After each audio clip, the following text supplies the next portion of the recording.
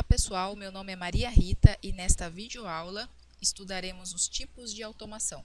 A automação tem como objetivos a melhoria contínua das condições de trabalho e segurança das pessoas e dos equipamentos e o aumento da competitividade global da produção.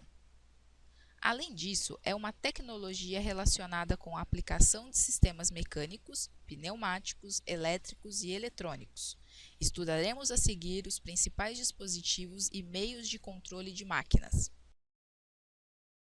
A utilização da pneumática tem foco em aplicações de movimentação, seleção e transporte de produtos. Neste exemplo, analisaremos um sistema pneumático de tratamento de ar. O bloco gerador é o responsável pela armazenagem do ar atmosférico em reservatório, onde a pressão interna é superior à pressão externa. O bloco de qualidade e distribuição é o conjunto de filtros que retiram as impurezas e umidade do ar. Além dos filtros, este bloco é composto por um regulador de pressão, que mantém a pressão constante, um dispositivo de lubrificação, que vaporiza a água e óleo, que garante a lubrificação do sistema, e dutos, que realizam o transporte do ar comprimido até o local onde será utilizado. As válvulas são mecanismos essenciais que permitem controlar a direção do fluxo de fluido, sua pressão e vazão. As válvulas permitem controlar o atuador a ser acionado, assim como o momento do acionamento. Conheceremos alguns modelos de válvula nos próximos slides. Recebem o nome de atuadores porque são eles que atuam no processo, substituindo os acionamentos manuais em sistemas automáticos.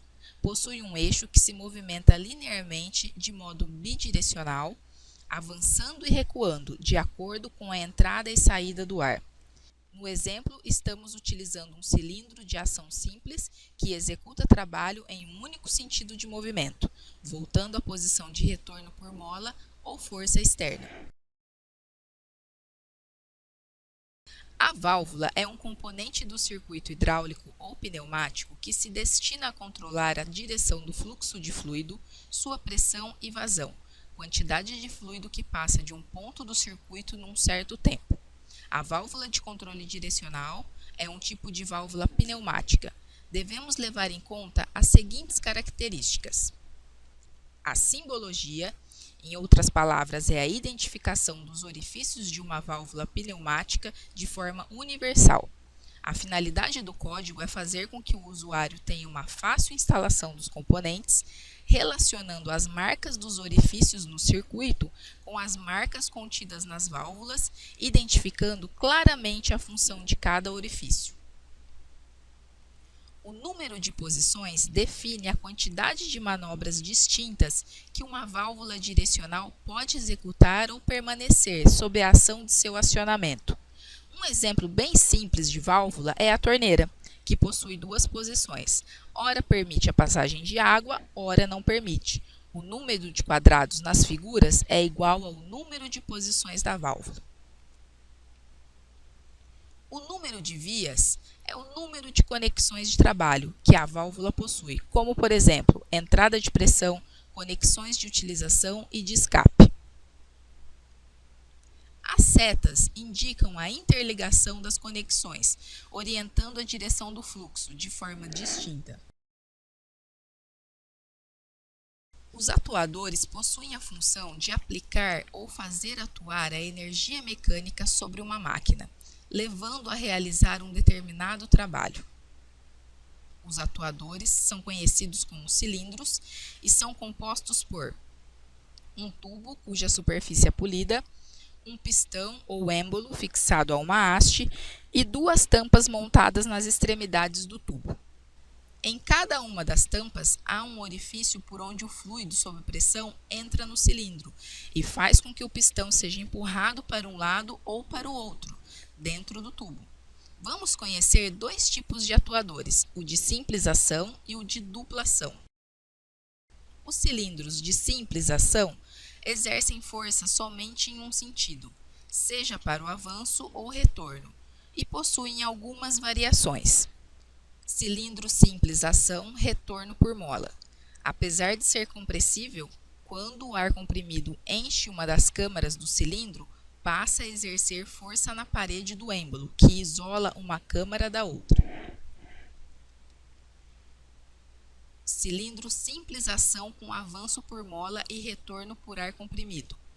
Pode ser montado em qualquer posição, pois independe de outros agentes. Cilindro simplização retorno por força externa. O retorno é propiciado pela gravidade ou força externa, porém, o cilindro deve ser montado em posição vertical. A carga W sobre a força da gravidade efetua o retorno. Quando um cilindro pneumático utiliza ar comprimido para produzir trabalho em ambos os sentidos de movimento, avanço e retorno, este pode ser considerado um cilindro de dupla ação. Este é o tipo mais comum de utilização.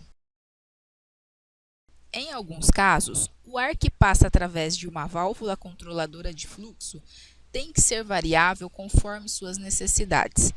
Considerando uma válvula reguladora de fluxo bidirecional, é possível o controle de um maior ou menor fluxo de passagem, devido à influência do fluxo de ar comprimido.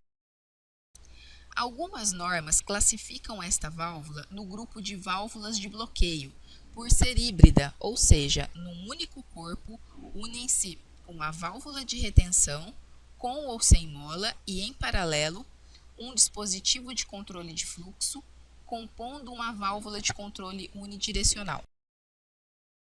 O controlador lógico CLP e seus periféricos associados são projetados para serem facilmente integráveis em um sistema de controle industrial e facilmente usados em todas as suas funções previstas. Para que haja integração entre os comandos eletropneumáticos, é necessária a adequação das grandezas manipuladas no painel elétrico e suas respectivas interfaces. Mais detalhes sobre as características técnicas e o princípio de funcionamento do CLP serão apresentados nas próximas agendas. Quando tratamos de automação industrial, há sempre uma dúvida referente à utilização do computador nas aplicações industriais.